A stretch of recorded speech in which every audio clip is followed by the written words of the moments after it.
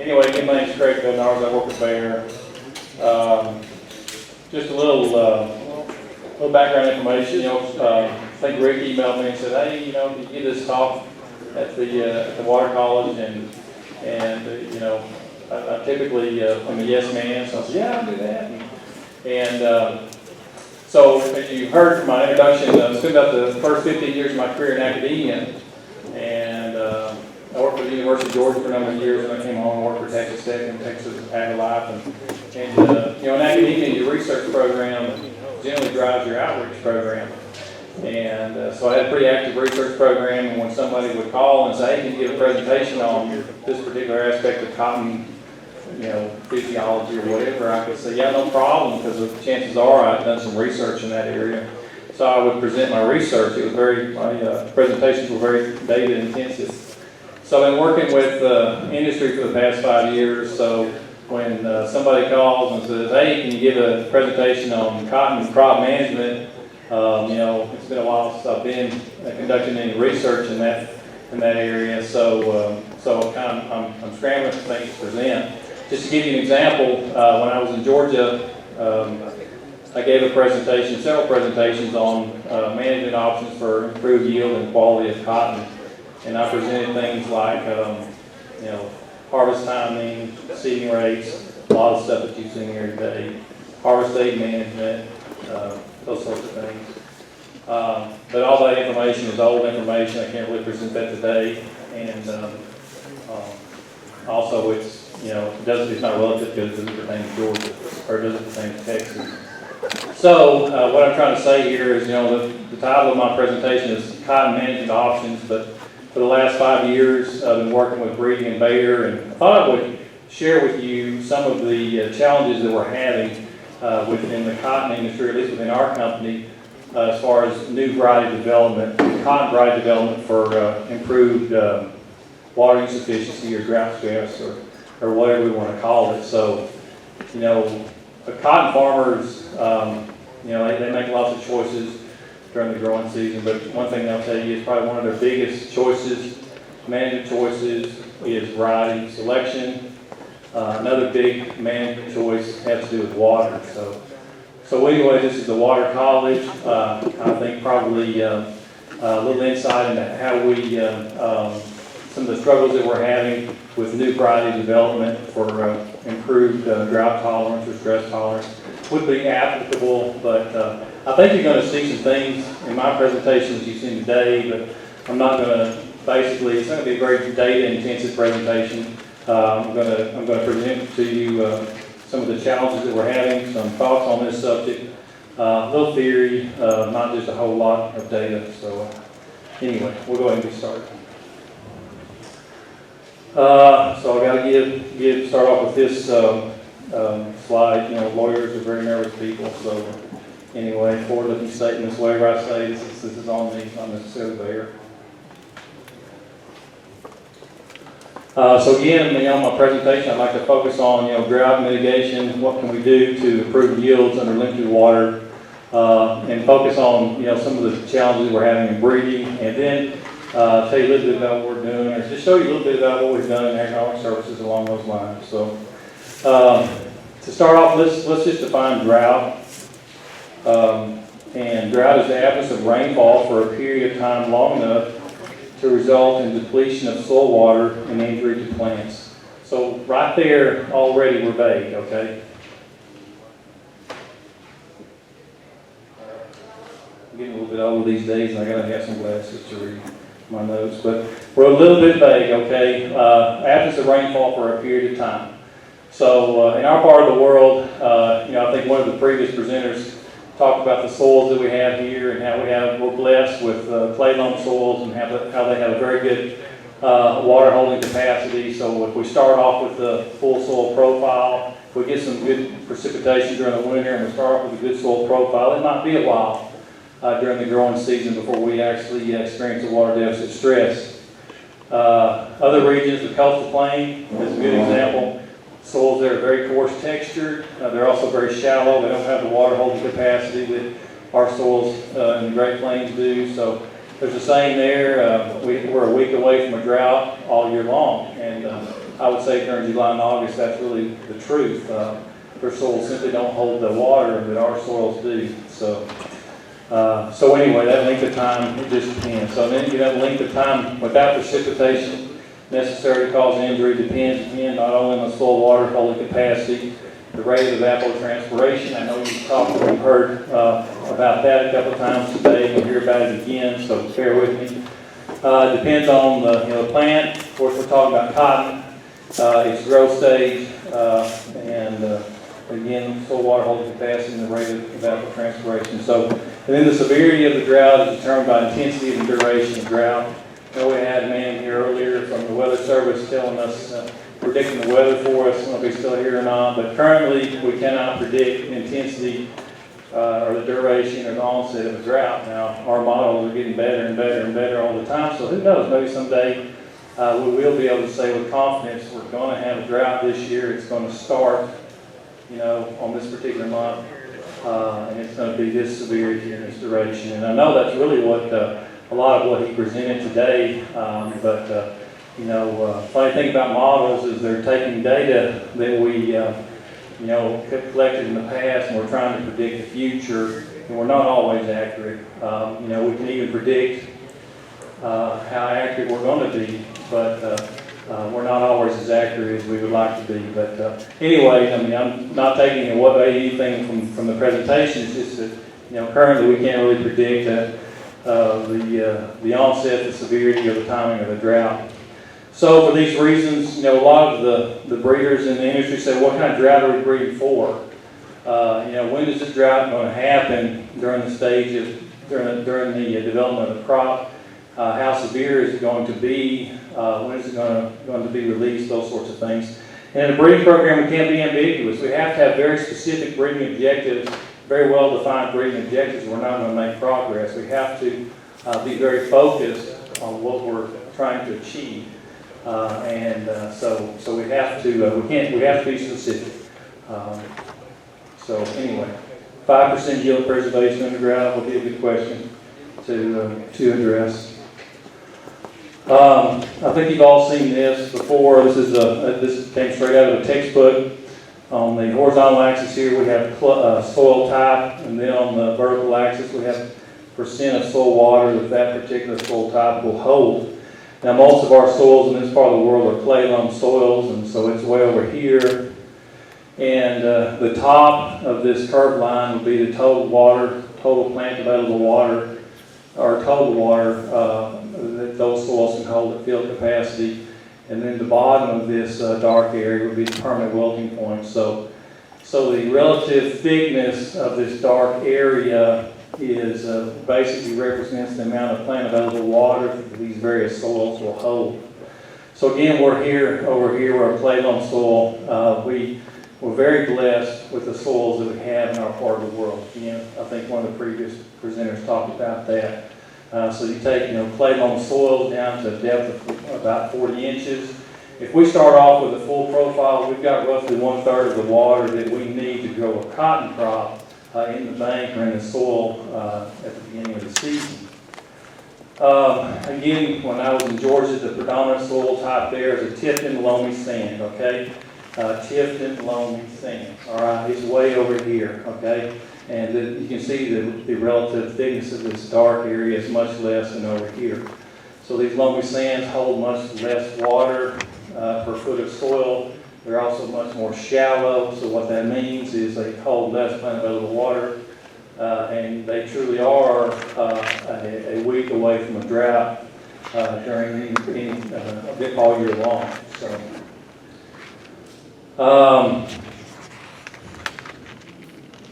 And then we get into the Penman-Monteith reference evapotranspiration formula. And I know you've seen this today. Maybe you haven't seen the actual formula. Sorry for showing this to you. There's not going to be a test, so don't worry about that. But just wanted to point out the components of this formula, okay? So what's in the soil is our bank. What the atmospheric demand is really driven by these components on this equation, okay? That's the reason you hear so much about reference evapotranspiration. And this is just basically the amount of evaporation of water that could happen during the day based on these parameters. So the first one we see here is net radiation at the crop surface. So due to our latitude and our altitude here on the high plains, during the summertime our day lengths are longer, and so we receive more solar radiation than some of the other parts of the cotton belt. The southeast in particular, they're at sea level or not far from it. They're also at a more southern latitude, so their day lengths are a little bit shorter. Their atmospheric transmission is a little bit lower. So what that simply means is in our region of the world we're blessed with good solar radiation. We don't have any clouds come over during the day, so our net radiation numbers at the crop surface are generally higher than they would be in other regions of the cotton belt. So I can tell you just for reference, in our part of the world, in the middle of summer, we can get somewhere around 28 megajoules of solar radiation per day. Another component here is mean daily air temperature. I think we can probably all get pretty warm during the growing season. Wind speed is another component of reference to evapotranspiration. I think we all know how fast the wind or how hard the wind can blow here during at least some parts of the year. You know, people from other parts of the cotton belt come here and they say it's always blowing. It's always windy in West Texas. You know, if you're native, you say, well, there are times that the wind blows and there are times that it doesn't. And if you're not native, you say it always blows here. Anyway, wind speed can certainly affect reference to evapotranspiration. And then we have these saturation and actual vapor pressure numbers. Basically, that's got to do with relative humidity. We have very low relative humidities in our part of the world. So, though again, and that's relative to the rain belt. So again, those are things that would drive reference to evapotranspiration. So we're blessed with good soils, a whole lot of water, but we have generally low relative humidities. We have high net radiations. We have high wind speed, and all that means it drives reference to evapotranspiration a little bit higher than some of our neighbors in the cotton belt. So how do plants respond to drought? Cotton or crops can't respond to drought, random drought events, characteristic of most environments. They do have adaptations, dehydration, postponement, and dehydration tolerance. So we'll just talk about some of these if you don't mind. Dehydration postponement. Dehydration is postponed by morphological or physiological characters that either reduce water loss by transpiration or increase absorption. So one way we can increase absorption is by root system. Okay, so cotton is a good drought tolerant crop already, or I guess I don't know if I'd say it's a good drought tolerant crop, but it's a good crop for our region, semi-arid region, your crop that will grow and make yield with less water. And there are several reasons for that, and one of them is it is a tap-rooted crop. It has a deep and wide rooting system. We believe that cultivars differ in rooting characteristics. I'll touch on that in just a minute because that gets to one of the questions that we've had in the past. Earliness may impact rooting. So, one of the thoughts is if we have a cultivar that's very full season, it will not start fruiting. It will start fruiting later, which will allow roots to grow a little bit deeper in the soil. That later maturing variety may also be able to endure a little bit more of a drought stress event than some of our early season varieties. So one of the things that you may have heard is if you breed earliness into a cotton variety, you breed the vigor out of it. So again, full season varieties may provide some benefit here. Then of course soil type, we talked about that, crop management. Interplant competition is a big one. And I think we've seen some examples of that already today where as we have less water available, a lower plant density is advantageous.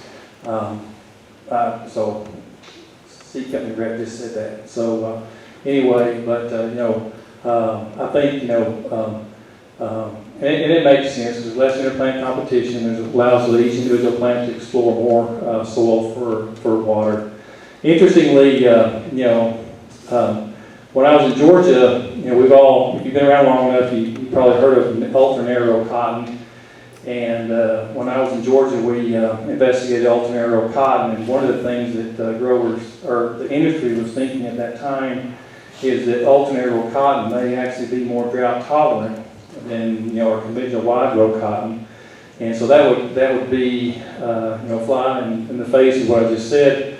That alternate cotton, you're basically tripling the seeding rate, tripling the plant density, increasing, tripling the interplant competition. So we actually did some studies, and sure enough, very, very high populations of plants were not advantageous at all when we got into a limited water drought situation. So the disadvantage, okay, if we had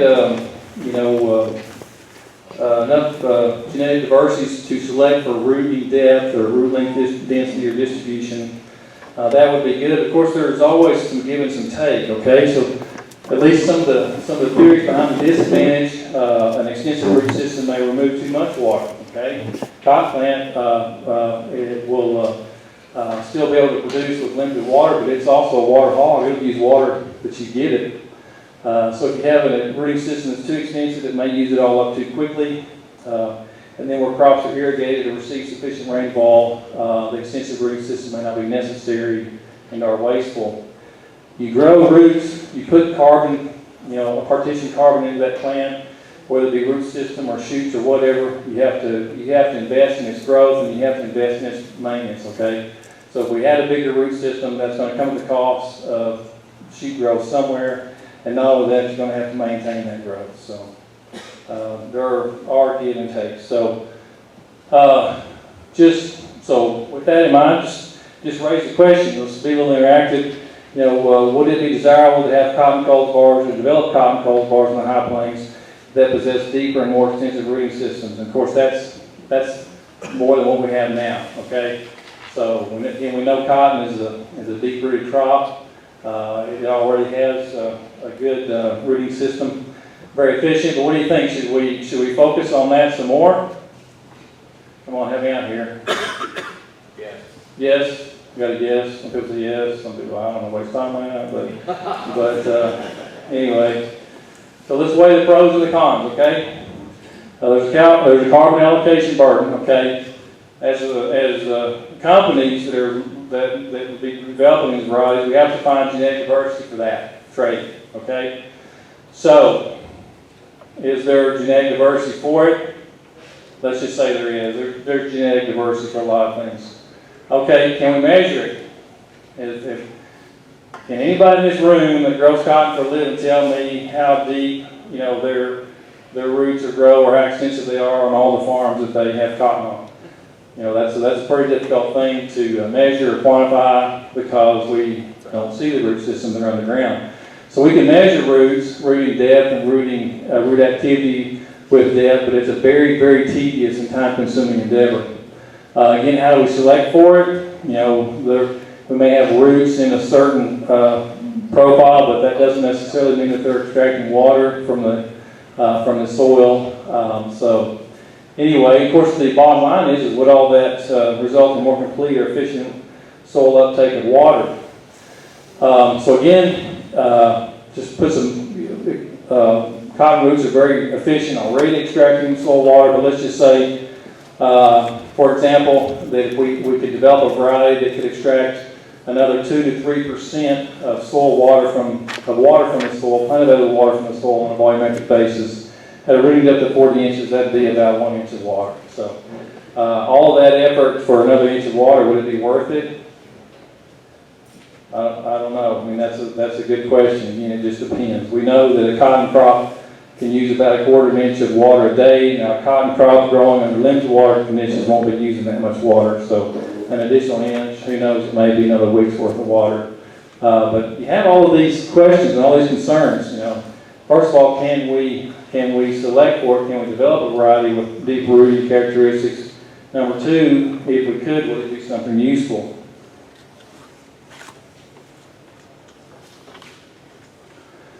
So the next mechanism, that we'll talk about is reduced transpiration.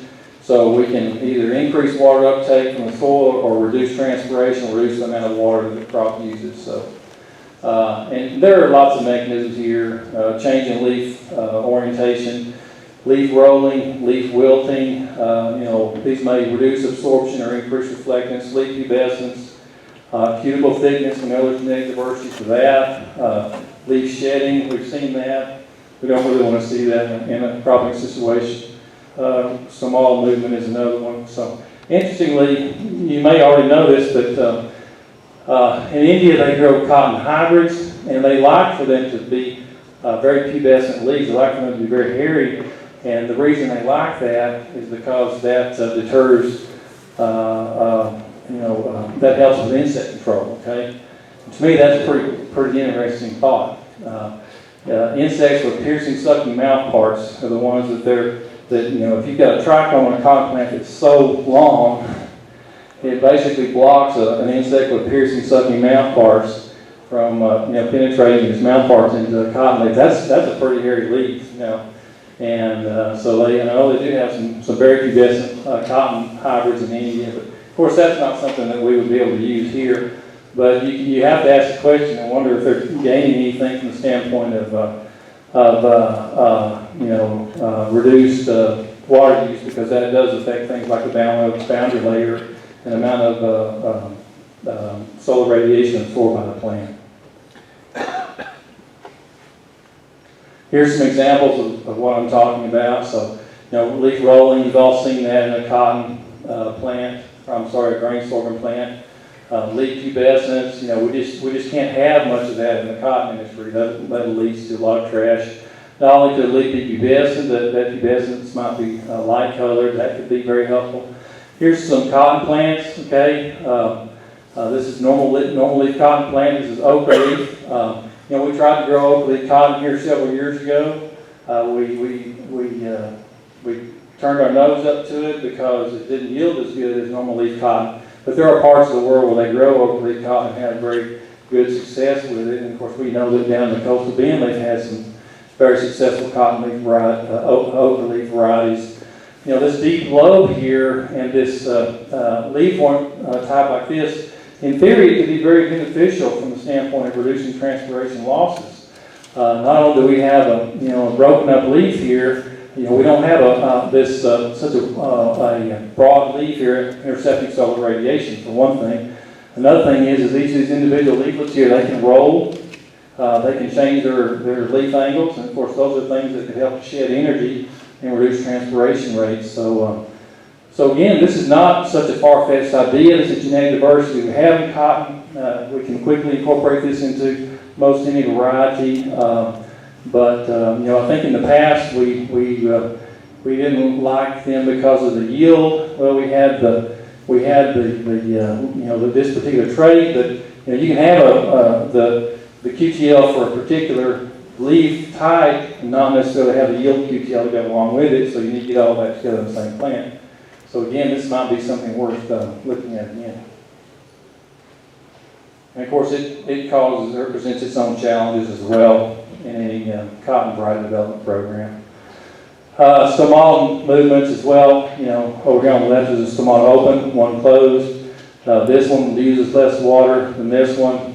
Pretty straightforward, but a plant can and will close its stomata to reduce transpiration rates when water becomes limiting. The problem with that is that also affects CO2 movement in the plant. So you can reduce water loss through closed stomata, but that will also reduce photosynthetic rates. And here's a good example of what I'm talking about. This is some of Corey Mills' data back when he was with me when I was a tech.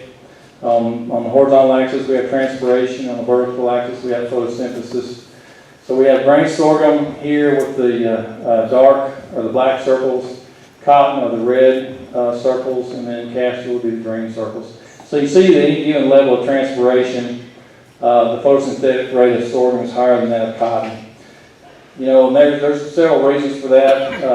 Cotton has a different photosynthetic pathway. Sorghum has a different photosynthetic pathway that's more efficient. But anyway, there's lots of differences between a cotton leaf and a sorghum leaf, and this is for this reason. This is one of the reasons I've always said if we can put grain sorghum leaves on a cotton plant, we've made quantum leaf and water use efficiency.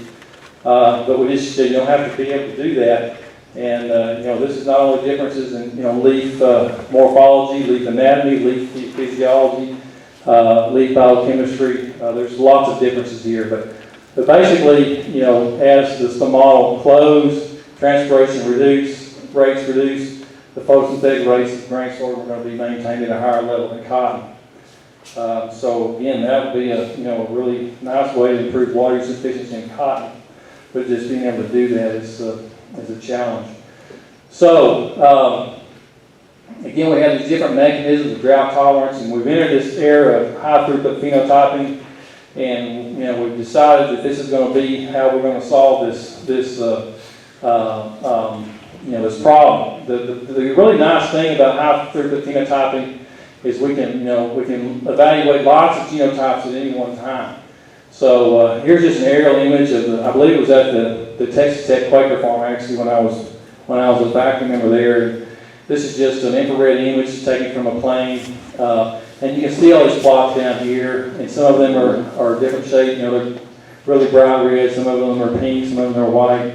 All this is indicating a difference in canopy temperature, okay? So there's lots of diversity out here for canopy temperature. I don't know what studies this is, but anyway, which one do we choose? That's the question. Do you want the one with the higher temperature, the one with the lower temperature, the one with the intermediate temperature? Which one do you want? So we, get an idea here. We can fly over thousands and thousands of genotypes, and we can say, okay, I want this one, I want that one, I want that one. These ones that I'm selecting are the ones based on canopy temperature must be the more water use efficient ones. But maybe these ones that have a low temperature just don't have much of a plant. They're just not a very vigorous plant. They don't have much leaf area, and they're just not using much of water. Therefore, their canopy temperature is a little bit lower. You don't want that, do you? Some of those ones that have a higher temperature, cotton fruit require lots of water for development. Maybe the ones that have a higher fruit load have a higher canopy temperature because they're using a lot of water to develop that fruit. So just because we can do this doesn't make it easy. We still have some struggles with this. And so this is just one example, and here's another example of canopy temperature. And so Glenn Ritchie, this is not an aerial image. Got with Glenn Ritchie this past summer, and he has an infrared thermometer mounted on a spider, and he'll take several readings a second. He drives through the field, and so this is a field, just an area that's about 24 rows wide and about 1,800 feet long. It wouldn't take you any time at all to drive through the field and collect that data. And you can see that there's variability out here, okay? I think one of the things we learned really fast is, this data can really visualize for you the amount of variation in your field, okay? It can tell you how good a job you're doing in your field work, selecting fields, and also how good your people are managing. I don't know what's going on right here, but you can see we've got some strips of the field that are very hot. That's not necessarily random variation in the field. That's something going on, okay? Either irrigation or whoever driving the tractor or whatever. So anyway, how would you, if you had a bunch of different genotypes out there, which one would you select? Okay, again, there's lots of error in that data. Just if I can, just talk a few minutes on some of what we've done in terms of progress. And this is an educational venue, okay? And I want to keep it that way. Any seed person, any person from a seed company come up here and present data that's the same, okay? I'm not going to use this as an advertisement. This is an educational venue again. I just got 2 slides. I just wanted to show you some of what we're doing, the progress that we think we're making, and then some other questions we have to go along with it. So this is just a study that Wayne Keeling conducts for us every year at Ag Cares in Lamesa.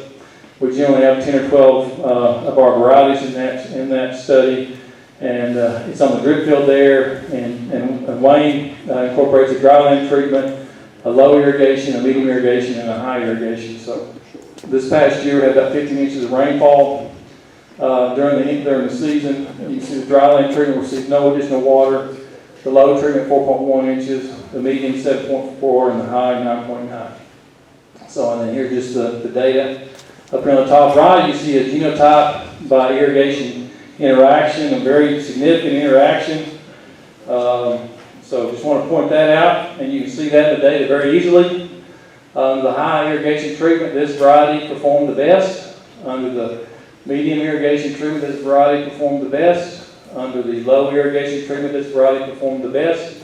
Under the dry irrigation treatment, this variety performed the best. So we have that genotype by irrigation interaction.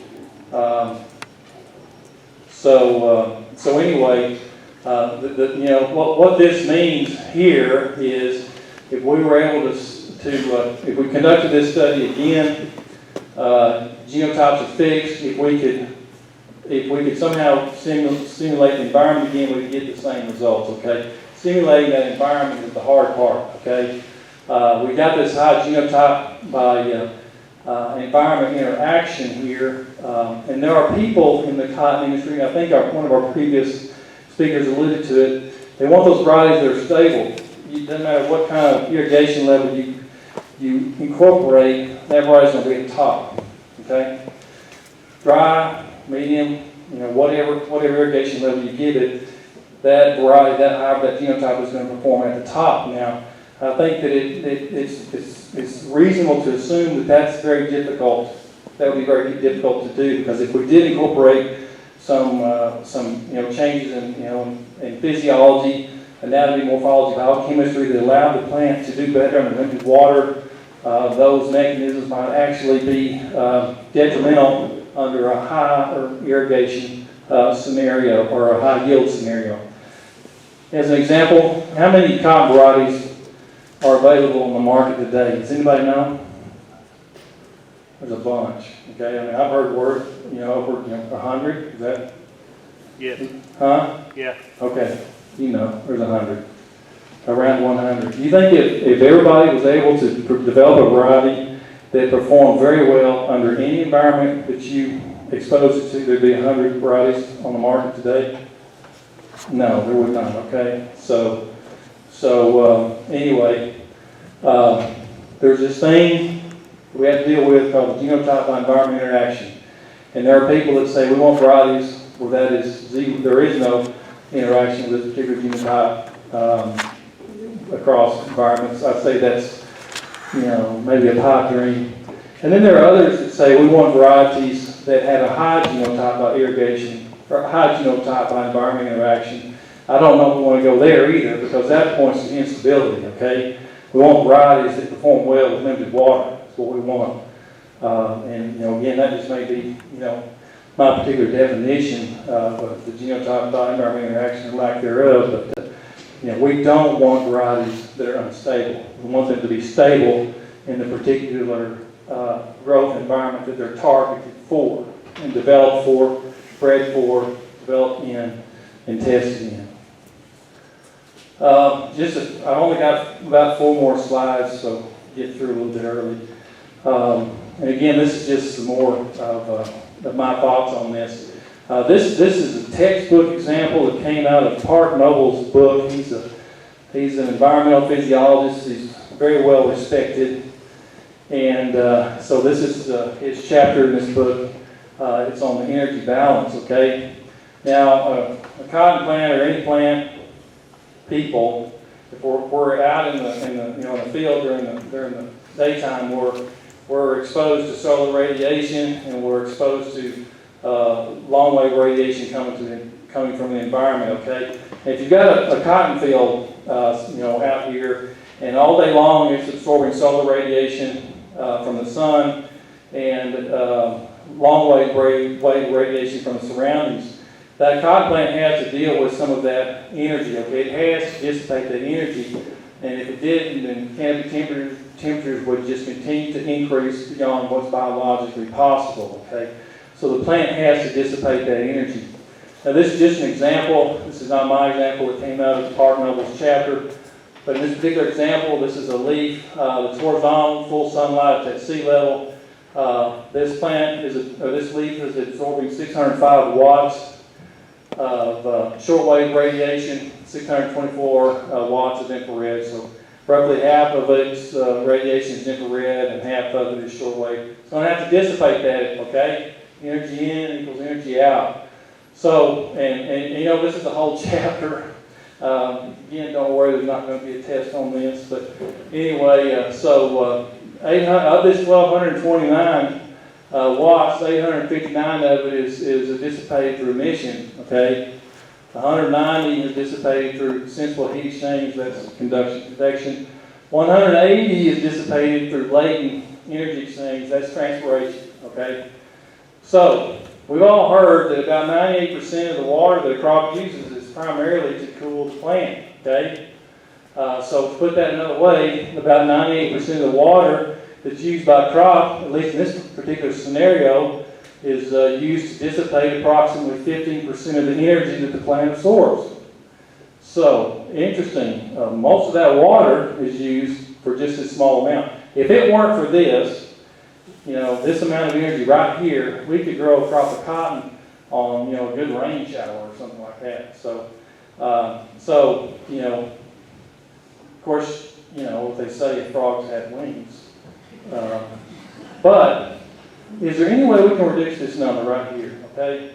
Is there anything we can do about the amount of energy that falls into this category right here that has to be dealt with through latent heat exchange? This is a complex, very big problem. Drought tolerance is a very big problem. We all live here and we understand that. We don't start thinking big on ways to solve it, we're not going to, okay? So, is there some way that we can reduce this number? I don't know. We can reduce this, maybe increase this, and on a percentage basis it would decrease this. They're just ideas. But anyway, major improvements in water use efficiency could be made if we could reduce this amount right here. So a lot of the efforts that are in improving drought tolerance in the industry are mechanism, pathway, transient events, or whatever targeted to help us tolerate the stress. Is there any way that we can develop a plant that would avoid that stress altogether by reducing this number right here?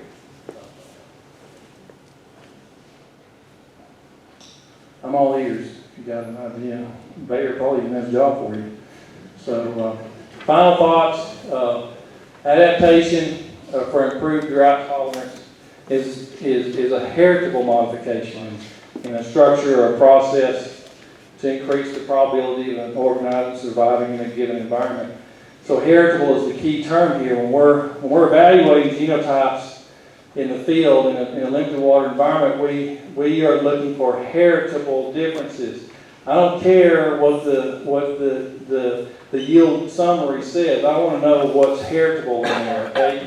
I guarantee you, if you conduct a yield trial in limited water scenario, those varieties are going to rank from 1 to 25, whatever you got. I guarantee they're going to do that, okay? The next year, the next environment, will they rank the same? That's what I'm interested in, okay? If they do, then that means those differences that we recorded in year 1 are heritable.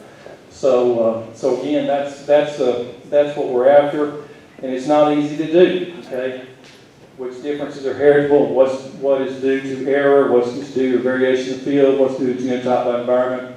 Other thoughts, can we effectively measure drought tolerance? The genetic differences might be small, okay? And if we were able to incorporate some QTL for drought that improved yield by 2 to 3%. If the test mean yield was 500 pounds, then that would mean we'd be looking for a 10 to 15 pound difference, okay? But in yield. And there are plenty of people that say if you have a 10 to 15% or a 10 to 15 pound difference in yield between genotypes, you don't have a difference, okay? You got to have at least 50 pounds, and before you'll see a statistical difference, before you'll see a practical difference. So anyway, these differences and genetic differences might be small. Of course, the differences due to drought may be huge because, again, drought varies. It is such a variable parameter. And then, of course, as I showed you, unexplained field variance may be problematic. In a very limited or non-irrigated nursery, whatever variation you have in the field is just going to be exacerbated, okay, by the fact that you've got less water in the field. So, there's a reason that most variety of development programs have been conducted under high irrigation scenarios. Okay, and this is right here where I'm telling. And then my final thought is do we have sufficient genetic diversity in our elite germplasm for drought tolerance improvement? We've been working this material for years and years and years. A breeder that picks up a program is inheriting a program. Okay, that somebody else started the generation before, who started the generation before that. And during development of all these elite germplasm, alleles that were useful for in managed cropping systems were advanced, while alleles that were useful for survival in the wild may have been discarded. Okay, drought tolerance is a survival mechanism. Okay, so a lot of these alleles that we might need, we may have left behind years ago. So again, in today's world, we have discovery breeders to help us go back and rediscover some of that. So anyway, that's all I've got. Appreciate your time. Appreciate the invitation. Appreciate the opportunity to go after the Ag Commission.